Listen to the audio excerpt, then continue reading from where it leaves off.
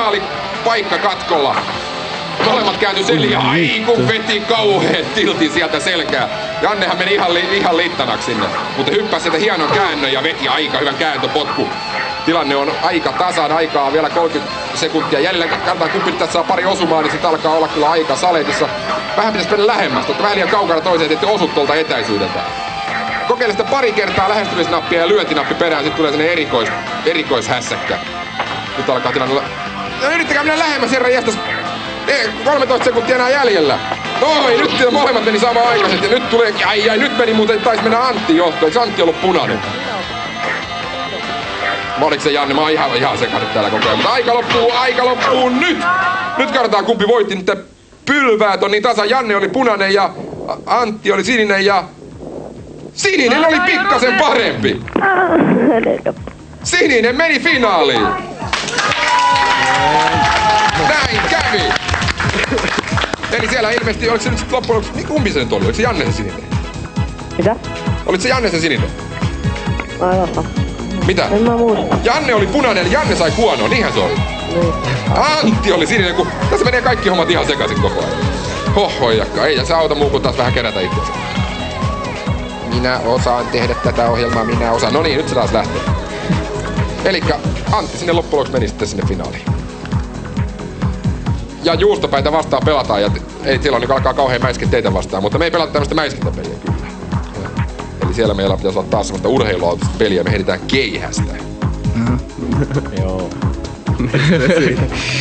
Ei, kun siellä onkin kuulemma, kunhan tulee uusia ohjaita. Nyt sieltä sanotaan, että sieltä tulee mikä tää nyt on, flipperiä.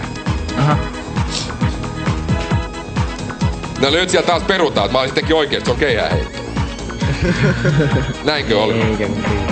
Flipperi on parempi. Flipperi on parempi, mutta se on kato vasta ensi viikon Brockiksessa. Mun käsittääkseni. Sieltä pitäisi tulla keihäänheittoa tosiaan.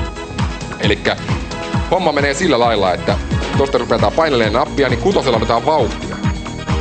Ja sit kun tullaan siihen keihäänheittoviivalle, niin painetaan vitosta. Ja mitä pidempään sä viet se vitosen alhaalla, niin se keihään kulma niin tavallaan kasvaa, mihin se heitto lähtee. Ja se pitäisi päästä semmoiseen noin 40 asteeseen.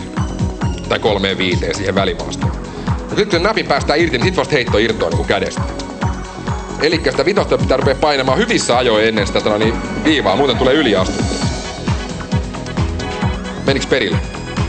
Eli kutosella vauhtia, ihan silleen ei kannata yrittää mitään 90 metriä, koska 30 metrillä viime viikolla voitettiin, että sillä niin kannattaa lähteä. Että varovainen vauhtia, kunhan pitää vaan huolen siitä, että se heitto lähtee sit sillä lailla, että se tosiaan niin kuin menee. Pitääkö sitä kutosta rynkyttää? Joo, mutta ei kannata tässä ottaa semmoista samalla kuin satasessa semmoista kauheata rynkytystä. Painaa muutaman kerran siihen alkuun sen napakasti ja sitten vaan keskittyy siihen, että saa se vitosen se kulma oikein ja eikä tuu yliastuttua, koska se yliastuttua on erittäin lähellä. Että kannattaa melkein siinä puolesvälissä vauhtidataa rupea painaa sitä vitosta. Nämä samat ohjeet myös sinne koti Antille, joka on siellä finaalissa toinen vastustaja sitten.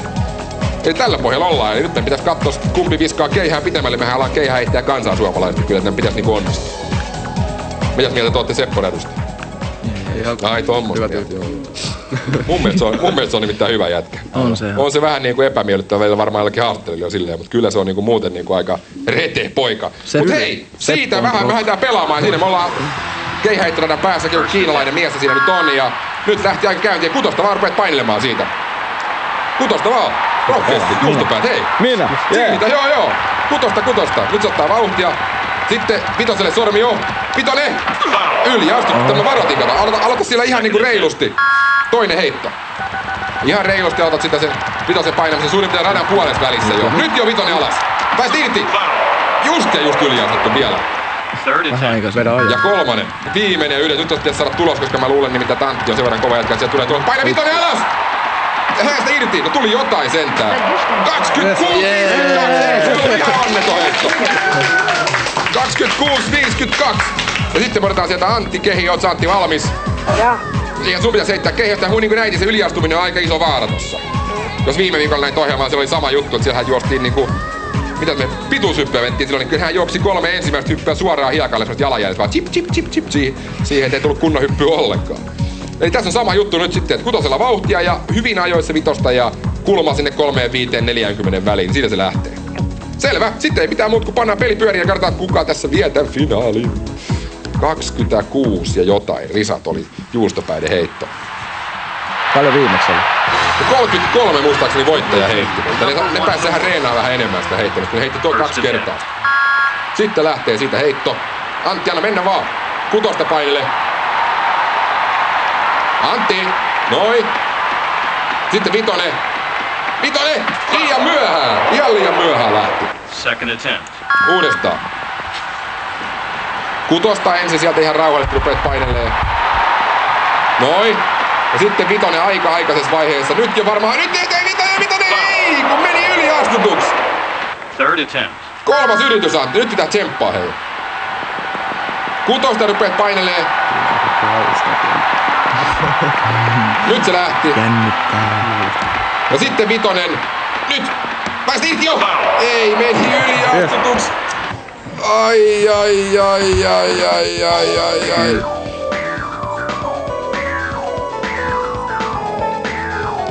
Pikkasen meni yliastuksi. Ei auta, se vähän myöhästyy tossa noin.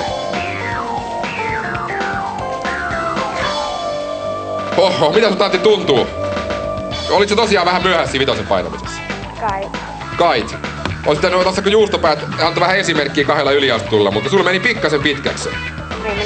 Joo, mutta ei se mitään, sait kuitenkin ton CD-joittimen, että se on hieno lahja sekin semmonen, mikä tää nyt on tämmönen Discmani vai mikä se on, että semmonen kannettava härveli. Ja juustopäät, hei! Te se voiditte Sony PlayStation ja muistikorttia pelejä oikein läjän, että se on niinku hieno saavutus nyt sellaisia treenikämpälä jotain mukavaa tehtävää muutakin välillä kuin soitella. Päästä pelailemaan oikein kunnolla. Ja muistakaa heitä meidän puhelinnumero 9715 joku soittaa, niin voi päästä tänne pelaamaan julkkareita vastaan tai muuten vaan voittaa näitä hienoja pelejipalkintoja, mitä täältä löytyy. Ja hei, onnea teille erittäin paljon. Teidän uusi levy oli just niinku tulossa uloteksikin ollut. Joo, syyskuussa. Syyskuun alussa. Kaikki kauppaa ostelemaan, vai milloin syyskuun jossain? Joskus puolessa välissä. Puolessa välissä ostelemaan juustopäiden kunnon musaa, vähän sellaista. On siellä muutakin oli tätä kuin skaata, että siellä on vaikka mitään. Ja muistakaa mun web-sivut äsken on osoite tossa noin ja sitten ei mitään muuta kuin pannaan homma purkkiin ja ensi viikolla meillä on täällä Tino Singh tuolta, mikä tää on tää musikaali, joka tuolla oli tää Haipista tuttu mies, jees. Ja tällä pohjalla ollaan, joten ensi viikkoon taas täältä näkemiitä vaan ja erittäin hyvät pelit jokaiselle kotiin. Kiitos oikein paljon teille.